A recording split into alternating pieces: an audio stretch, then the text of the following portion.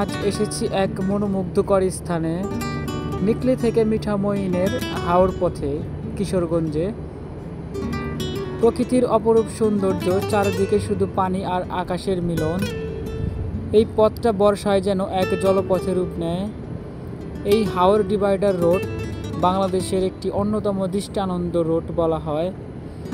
পাশে নৌকা চলে আর সামনের দিকে দেখা যায় উঁচু মনুমেন্ট, মিঠাইন স্বাধীনতার স্তম্ভ।